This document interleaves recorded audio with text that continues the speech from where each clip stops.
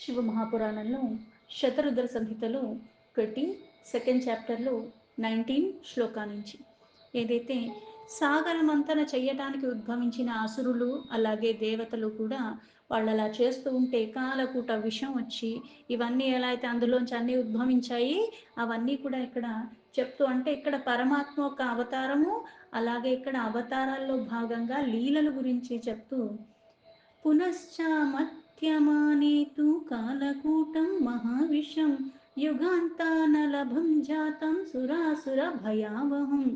యుగాంతం అయిపోతున్నట్టుగా అంతలాగా కాలకూట విషం వచ్చిందంటే అక్కడ కాలానంతా కూడా భస్మరాశి చేసే అంత కఠోరమైనది, అంత గరణము, అలాగే అంత తేజస్సుతో కూడుకుని ఉన్నది.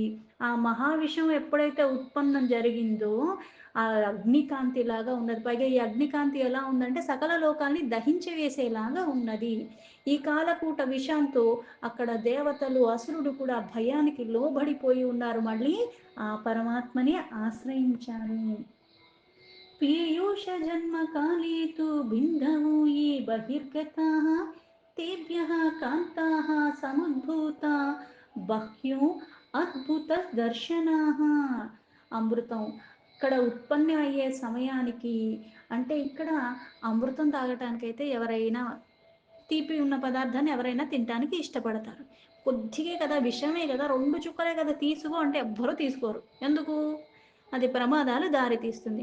అదే పాయసం అయితే కుంభాలు కుంభాలు ఎంత ఇచ్చినా సరే, కడుపు నిండిపోయినా సరే ఇంకో చెంచా వేసుకోవడానికి ఇష్టపడతాం. దానివల్ల ప్రమాదం లేదంటే ఇంకా చక్కగా వేసుకుంటూ ఉంటాం. అయితే ఇక్కడ కాలకూట విషాన్ని వచ్చినా సరే అంటే అన్నీ అక్కడి నుంచే వస్తున్నాయి. ఈ సాగర మతనం జరిగినప్పుడే కాలకూటం విషయం అక్కడి నుంచే వచ్చింది. మణులు, మాణిక్యాలు, కామధేను, ఈ కౌస్తుభమణి ఇవన్నీ అక్కడి నుంచే వచ్చాయి. అంటే ఇక్కడ లీల అని చెప్పేది ఏంటి అంటే ఈ యొక్క నీ శరీరంలో ఏదైతే అండపిండ బ్రహ్మాండ రూపంలో సర్వానికి మూలమైన ఆ పరమాత్మ, సర్వంతర్యామి అయిన ఆ పరమాత్మ, సర్వవ్యాపిగా ఉన్న ఆ పరమాత్మ నీ అంతరంగంలో కూడా చైతన్య రూపంలో ఉన్నాడు కాబట్టి కొన్ని కొన్ని నువ్వు క్రతువులు చేయగలుగుతున్నావు. అయితే ఈ లోపల ఉన్నాడు అంటే ఉన్నాడని తెలుస్తుంది కానీ అనుభవంలోకి రావట్లేదు. ఇది కూడా అంతర్మదన జరగాలి. ఈ అంతర్మదన జరిగినప్పుడు ఏమవుతుందంటే ఈ వికారాల పూరితమైన కాలకూట విషం తొలగిపోవాలి. ముందు అవే వస్తాయి. ఈ ఇంద్రియాలకి లోబడిపోతూ ఉంటావు, అది నువ్వు నియంత్రించటం తెలియాలి. పైగా ఇట్లా పాముని తొక్కిపెట్టినట్టుగా పెడితే ఏమవుతుంది, ఇంక కాలు తీసేసరికి అది మళ్ళీ బుసలు కొడుతూనే పడుతుంది. అంటే ఇవి ఎలా అంటే కొన్ని కొన్ని నేను క్రతువులు చేస్తూ చేస్తూ ఉంటే ఏమైపోతుంది అంటే ఇష్టపూర్వకంగా నాకు తెలియకుండానే కొన్ని కొన్ని నా నుంచి తొలగిపోతూ ఉంటాయి. చాలా తేలికపాటి ఉదాహరణ తీసుకోవాలంటే ఇప్పుడు నాకు స్వతహాగా కొన్ని మంచి అలవాట్లు కదా, అసలు ఒక మంచి అలవాటు లేదు. మంచిగా మాట్లాడటం చేత కాదు, వినటం అంతకన్నా చేత కాదు, పనులు చేయటం అంతకన్నా చేత కాదు. కాకపోతే తెలుసో తెలియక ఎలా అయితే మనకి మాఘమాస పురాణంలో చెప్తారు, తనకి ఎట్లాంటి దుష్ట లక్షణాలు ఉన్నప్పటికీ కూడా తన స్నేహితుడైన బ్రాహ్మణుడు అక్కడ గంగాకి అవతల తీరంలో ఉన్నాడని ప్రయత్నపూర్వకంగా గంగా నది దాటటం మొదలుపెట్టాడు ఆ స్నేహితుడిని కలవటానికి. 5 నిమిషాలు మాట్లాడి వచ్చేస్తున్నాడు అంతే. వెళ్ళేటప్పుడు గంగ దాటుతున్నాడు, వచ్చేటప్పుడు గంగ దాటుతున్నాడు, వస్తున్నాడు. అంటే అక్కడ పాండిత్యం చేస్తున్న సత్ లక్షణాలతో సుగుణాలతో ఉన్న బ్రాహ్మణుడు ఈయనకి మిత్రుడు. కాకపోతే ఆయన చేసిన సత్కర్మల వల్ల ఏమవుతుంది, ఆయనతో మాట్లాడుతున్నాడు, ఆయన్ని దర్శించుకుంటున్నాడు, ఈ మళ్ళీ ఆయన దర్శించుకునే నెపంతో ఆ గంగను దాటుతున్నాడు. ఇవన్నీ కూడా ఆయనకి ఎలా అయితే పుణ్యాలు తీసుకొచ్చాయో మనకు కూడా కొంతమంది సత్పురుషుల యొక్క చింతనతో వాళ్ళు చెప్పే వింటంతో చేస్తూ చేస్తూ చేస్తూ ఉంటే కూడా మనం గుర్తించినా గుర్తించకపోయినా కాలానుగుణంగా కొన్ని మాలిన్యాలు మన నుంచి తొలగిపోతాయి. జన్మ జన్మాంతరం నుంచి ఉన్నవి కూడా కొన్ని వింటం ద్వారా అవి మళ్ళీ ఆచరించాలన్న తపన కలుగుతుందంటేనే అవి తొలుగుతున్నాయి అని అర్థము. ఇక్కడ ఇవన్నీ వచ్చిన తర్వాత అమృతం వచ్చింది. ఆ అమృతం వచ్చిన సమయంలో అక్కడ కొద్దిగా అందులోంచి ఒక చిన్న చుక్క కిందెక్కడైతే పడిందో దానితోనే అద్భుతమైన దర్శన భాగ్యం లభించినట్టుగా ఒక దివ్యమైన స్త్రీమూర్తి ప్రకటింపబడింది. శరత్పూర్ణేందు వదనాస్తాం గీతా సూర్యానల ప్రభా హారే కేయూరకటకేర్దివ్యా రత్నేరలంకృతా. అయితే ఆ స్త్రీమూర్తి అక్కడ అంటే కొద్దిగా అందులోంచి వచ్చినంత మాత్రానే అంత దివ్యమైన రూపం వచ్చింది.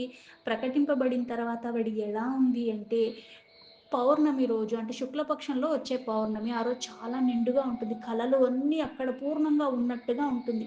అటువంటి మొహం కలిగి ఉన్నది. పైగా ఎలా ఉందంటే కాంతిమయంగా ఉన్నది. ఆ సూర్యుడు, అగ్ని అన్నిటితో సమానమైన ప్రభావంతో ఉన్నట్టుగా అటువంటి దివ్యమైన హారాలు పైగా ఇవన్నీ ఎలా వేసుకుంది అంటే శిరస్సు నుంచి పాదాల దాకా అన్ని ఆభరణాలతో వేసుకుని ఉన్నది. దివ్యమైన రత్నాలు అలంకరించబడి ఉన్న ఆ స్త్రీమూర్తి.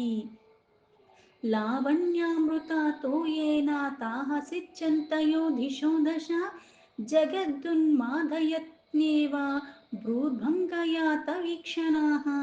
ఇంత అలంకారంతో ఇంత శోభ ఇప్పుడు అందంగా ఉన్న స్త్రీ ఏ అలంకారాలు లేకపోయినా బాగానే ఉంటుంది. అయితే అందంగా ఉన్న ఆవిడ ఇంత శోభాయమానంగా ఉన్న ఆభరణాలు వేస్తే అందానికే అందం తెచ్చినట్టుగా ఇంకా అందంగా కనిపిస్తారు.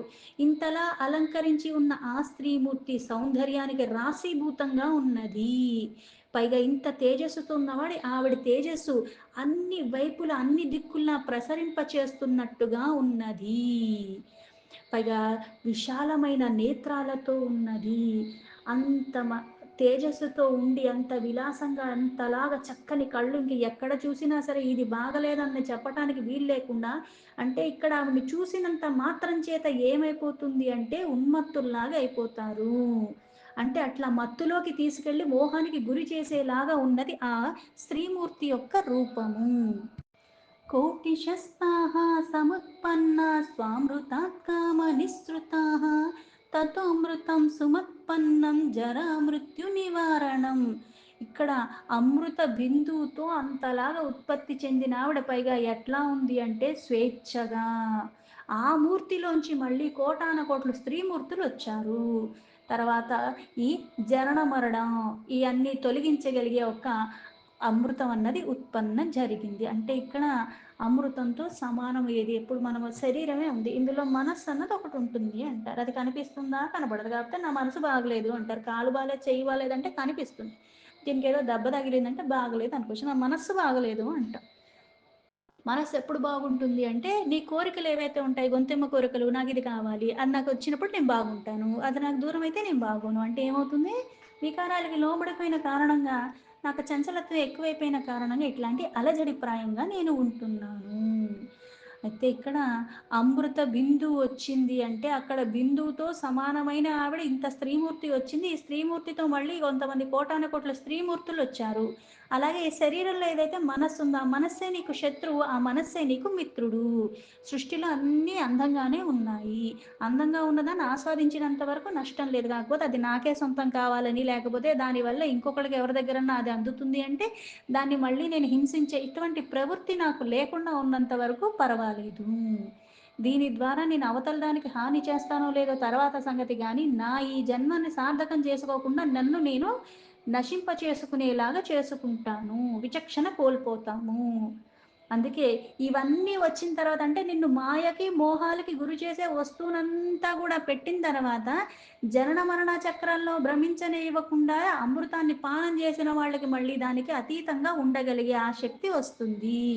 అది నీకెప్పుడు వస్తుంది, ఇవన్నీ నువ్వు దాటగలిగితే ఆ మాయా మోహాన్ని నువ్వు ఎప్పుడైతే మోహాలకి దూరంగా ఉండటం చేత విచక్షణ స్పష్టత వస్తుంది. భవబంధనాల నుంచి విముక్తి పొందిన కారణంగా మళ్ళీ జనన మరణాల చక్రంలో భ్రమించనివ్వకుండా పరమాత్మ పరమపదంలో నిన్ను తీసుకెళ్ళి చేరుస్తాడు.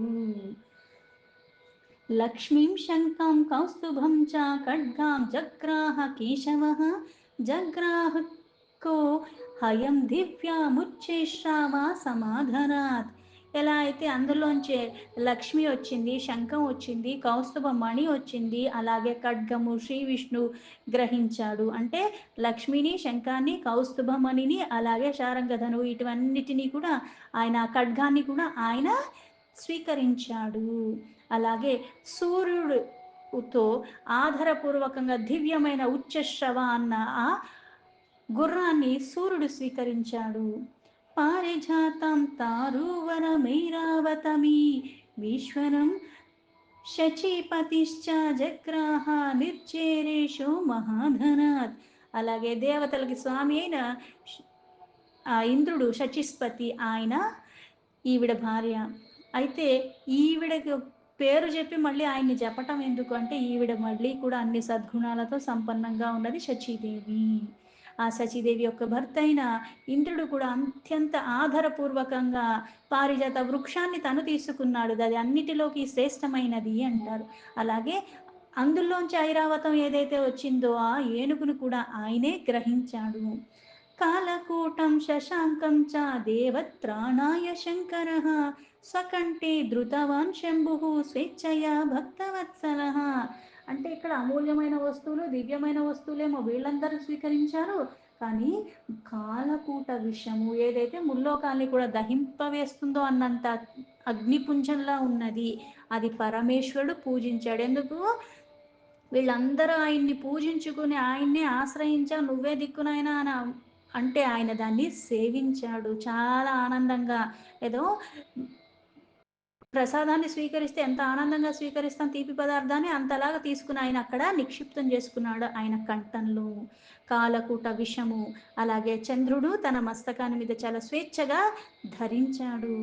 దైత్యాః సురాఖ్యాం రమణీమీశ్వర రాజవిమోహితాః జగృహు సకల వ్యాస సర్వే ధన్వంతరిం జనాః.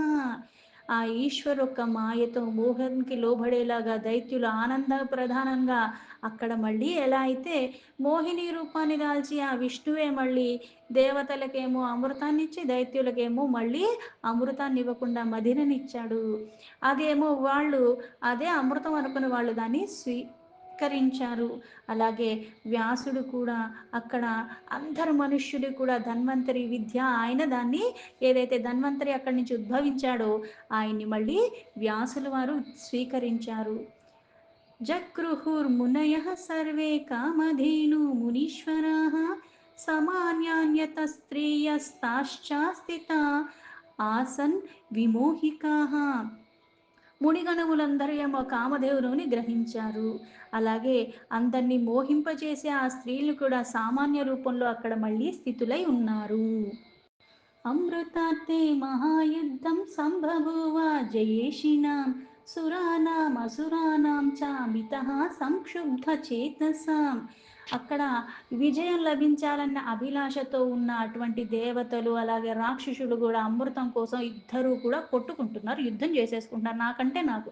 ఎందుకంటే ఇద్దరూ కష్టపడ్డారు, ఇద్దరూ కష్టపడి ప్రయాసపడితేనే ఇవన్నీ వచ్చాయి. అందుకని అమృతం మాకు కావాలి, అమృతాన్ని స్వీకరిస్తే మళ్ళీ ఈ జనన మరణాల నుంచి అతీతంగా అంటే మనకి మరణం లేకుండా శాశ్వతమైనట్టుగా ఉండిపోతారు.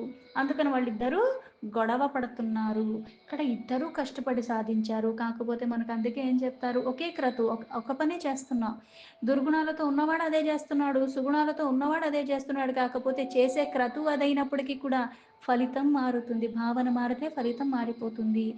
ఎవరి వల్ల అయితే ఇతరులకి హాని జరుగుతుందో వాడిలో ఎన్ని లక్షణాలు ఉండి ఎన్ని విద్యలు నేర్చుకున్నప్పటికీ కూడా ఆ విద్యకి సార్థకత లభించని విధానంగా వాడు నడుచుకుంటాడు. కాబట్టి కొన్ని వాడికి దూరం అయిపోతూ ఉంటాయి. స్వల్పంగా వచ్చిన విద్య అయినప్పటికీ కూడా సార్థకత ఎక్కడ లభిస్తుంది, అది ఇంకా పురోగతి వైపుగా ఎందుకు వికసన వైపుగా వెళుతుంది అంటే ఇతరులకు దానితో మంచి చేసే గుణం కలిగిన వాడికి ప్రతిదీ పరమాత్మకి సమర్పణ భావంతో అన్నీ పరమాత్మ స్వరూపాలన్న భావనలో ఉన్నవాడికి ఇంకా జ్ఞానం వైపుగా పయనానికి ఆస్కారం ఉంటుంది. ఇక్కడ అమృతం కోసం దేవతలు అసురులు ఎప్పుడైతే యుద్ధాన్ని మొదలు పెట్టుకున్నారో వృతం సోమం చ దైత్యేర్బల దేవాన్ విజిత్య చ బలి ప్రభూతిర్భిర్వ్యాస యుగాంతజ్ఞార్ కర్సుప్రభేహ. అక్కడ ప్రళయకాలంలాగా సూర్యుడితో సమానమైన ఎంతో తేజస్సుతో బలీయమైన దేతులు బలపూర్వకంగా అప్పటికే దైత్యులకి బలం ఎక్కువ ఉంది. ఆ బలం వల్ల వీళ్ళు ఎంతో బాధపడుతూ ఉంటేనే అక్కడ విష్ణువు ఇచ్చిన ఏంటి అంటే వీళ్ళతో వెళ్ళి మీరు అప్పుడు చేస్తే అమృతం వస్తుంది, అది తాగినంత మాత్రాన మీకు బలం వస్తుంది, మీ పూర్ణ వైభవం మీకు అన్ని మళ్ళీ లభిస్తాయి అని చెప్పాడు. ఇప్పుడు అది ఇంకా తాగనే లేదు. కాకపోతే దైత్యులకి వీళ్ళకి గొడవ అయిపోతుంది. వాళ్ళు బలపూర్వకంగా దేవగణుని విజయాన్ని వాళ్ళు సాధించుకుని అమృతాన్ని వాళ్ళు అక్కడి నుంచి వాళ్ళ నుంచి తీసేసుకున్నారు. దేవాః శంకరమాపన్నా విహ్వలాః శివమాయయా సర్వే శక్రాదయస్తాతా దైత్యేరర్ధితబలాత్ తతస్తథామృతం యత్నా స్త్రీస్వరూపేణ మాయయా శివాజ్ఞయా రమేశేన దైత్యేర్భయశ్చ హృతం ముని. అయితే దాని తర్వాత శివుడు యొక్క మాయా ప్రభావంతో దైత్యుల ద్వారా పీడింపబడిన ఈ దేవతలందరూ కూడా మళ్ళీ పరమేశ్వరుణ్ణి పూజిస్తారు, ఆయన్ని శరణు వేడుకుంటారు. ఆ పరమేశ్వరుడు ఆజ్ఞ మేరకే విష్ణువు మాయతో ఒక స్త్రీ రూపాన్ని ధారణ చేస్తాడు. ఇలా దైత్యుల దగ్గర ఉన్న అమృతాన్ని ఏదైతే అతను తీసుకొని మళ్ళీ ఇక్కడ ఆ మోహానికి వాళ్ళందరినీ లోబడేలాగంటే ఆ స్త్రీమూర్తిని చూసేసరికే ఆ రూపానికే ముగ్ధత్వానికి లోబడిపోతారు. అప్పుడు ఇక్కడ ప్రయత్నం లేకుండానే ఆ అమృత కలశాన్ని తను తీసుకోవటానికి సిద్ధపడిన ఇవ్వటానికి కూడా వాళ్ళు సిద్ధపడిపోతారు. అపాయాయత్య సురాస్తాశ్చ మోహిని శ్రీరూపధృక్ మోహయిత్వా సురాన్ సర్వాన్ హరిమాయా వినాంబరః. ఆ మాయ కారణంగా ఆ శ్రేష్టమైన మోహిని రూపం ఒక స్త్రీ రూపాన్ని దాల్చిన విష్ణు ఆ సమస్త దైత్యుల్ని మోహానికి లోబడేలా చేసేస్తాడు. అప్పుడు ఆ అమృత కలశాన్ని తను తీసుకుని నేను ఇద్దరికి గొడవలు లేకుండా నేను పంచి పెడతానని చెప్తాడు. దీంతో శతరుద్ర సంహిత శివమహాపురాణంలో శతరుద్ర సంహితలో 22 చాప్టర్లో 33 శ్లోకాలు సంపూర్ణం.